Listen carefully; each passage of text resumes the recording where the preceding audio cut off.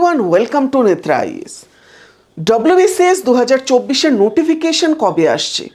এটা এই মুহূর্তের সবচেয়ে বড় প্রশ্ন, যেটা আমরা ডব্লিউবিপিএসসির যে কোনো এক্সামের অ্যাসপিরেন্টসদের কাছে দেখতে পাচ্ছি।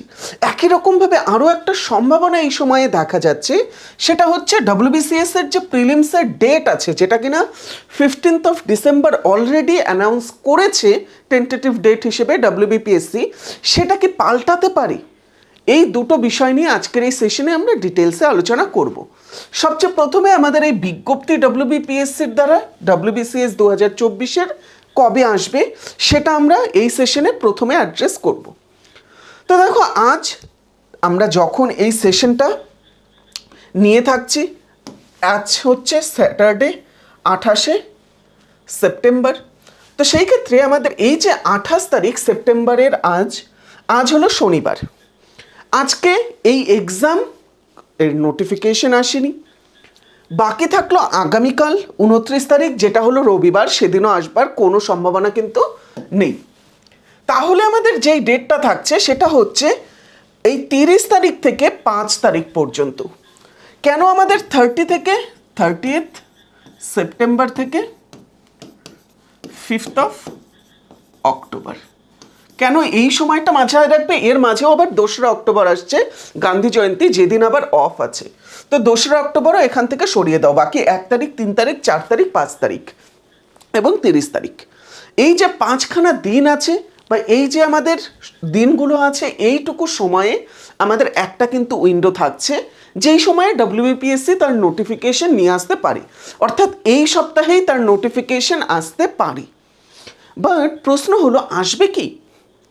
মোস্ট প্রবাবলি না। তার কারণ কি? তার কারণ হলো ওবিসি সার্টিফিকেট নিয়ে অলরেডি কলকাতা হাইকোর্টের যে জাজমেন্ট আছে, সেটার কারণে আমরা লক্ষ্য করতে পারছি ডব্লিউবিপিএসসির যে কোনো নতুন নোটিফিকেশন বা পশ্চিমবঙ্গের যে কোনো অ্যাডমিশনের ক্ষেত্রে যথেষ্ট কিন্তু সমস্যা হচ্ছে। এই বিষয়টা নিয়ে আমরা যদি দেখি, জাস্ট 4 দিন পূর্বে আমাদের কিন্তু দ্য হিন্দুতে একটা নিউজ এসেছিল, যে নিউজে বলা হচ্ছে যে পশ্চিমবঙ্গ গভর্নমেন্ট যে আছে, সে আর্জেন্ট হিয়ারিং চাচ্ছে ওবিসি রিজার্ভেশন কেস যে আছে সেটাতে। এই যে ওবিসি রিজার্ভেশন কেস যে আমরা দেখতে পাচ্ছি, যেটা কিনা সুপ্রিম কোর্টে বর্তমানে আছে, সেটা নিয়ে এই আর্জেন্ট হিয়ারিং রাখবার মেন যেটা কারণ, সেটা হচ্ছে পাবলিক সার্ভিস অ্যাপয়েন্টমেন্টসগুলো যে আছে সেটা, এবং তার পাশাপাশি মেডিকেল এবং অন্যান্য অ্যাপয়েন্টমেন্টের কথাও বলা হয়েছে। বাট পাবলিক সার্ভিস অ্যাপয়েন্টমেন্টস, এবং এই কথাটা কে বলেছে? এই কথাটা বলেছে কপিল সিব্বল, যিনি কিনা ওয়েস্ট বেঙ্গল গভর্নমেন্টকে রিপ্রেজেন্ট করছে। অর্থাৎ তারা এই হিয়ারিং যে আছে এটার জন্য ওয়েট করছে। তাহলে আমরা পশ্চিমবঙ্গ সরকারের যদি ছুটিগুলোকে লক্ষ্য করে থাকি, আমাদের 6 তারিখ রবিবার হিসেবে ছুটি, বাকি 7 তারিখ, 8 তারিখ, 9, 10, 11, 12, 13, 14, 15, 16, 17 পর্যন্ত কন্টিনিউয়াস কিন্তু ছুটি থাকছে। এরপরে 18 তারিখ পর্যন্তও ছুটি আছে, বাট কিছু ডিপার্টমেন্ট 18 তারিখ খুলছে। এরপরে 19 তারিখে খোলা আছে, 20 তারিখ আবার কিন্তু আমাদের রবিবার। তো সেই ক্ষেত্রে 18 তারিখ হয়তো সেই নিয়ে হিয়ারিং যে আছে সেটা হয়ে যাবে, এবং তারপরে আমরা এই যে উইকটা আছে 21 তারিখ থেকে 26 তারিখের মাঝে, এই সময়টাতে কিন্তু নোটিফিকেশন পাবো। তো তাহলে যদি আমরা লক্ষ্য করে থাকি, আমাদের এই যে নোটিফিকেশন আছে এটা কবে আসছে?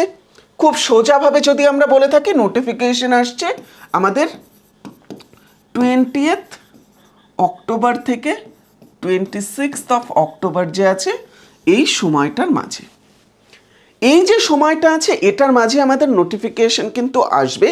এবং তোমরা খুব ভালো মতো তৈরি থাকো, যখন এই নোটিফিকেশন আসবে তখন তোমরা অ্যাপ্লাই করবে, এবং সেই হিসেবে তোমরা এই এক্সামের একটা সিট নিজেদের জন্য বুক করে নেবে। এবং সেই হিসেবে সাহায্য করবার জন্য আমি তোমাদের অলরেডি অ্যানাউন্স করেছি যে এই চ্যানেলেই তোমরা কিন্তু সম্পূর্ণ ডব্লিউবিসিএস 2024-এর প্রিলিমসের ক্র্যাশ কোর্স একটা ফ্রিতে পাবে। তো সেটাও পাবার জন্য এই চ্যানেলটিকে কিন্তু সাবস্ক্রাইব করে রাখো। চ্যানেলের নাম কি? নেত্রা ডব্লিউবিসিএস। নেত্রা আইএসের যে আমাদের চ্যানেল আছে সেখানে কিন্তু এটা হবে না, নেত্রা ডব্লিউবিসিএসের চ্যানেলে তোমরা পাবে।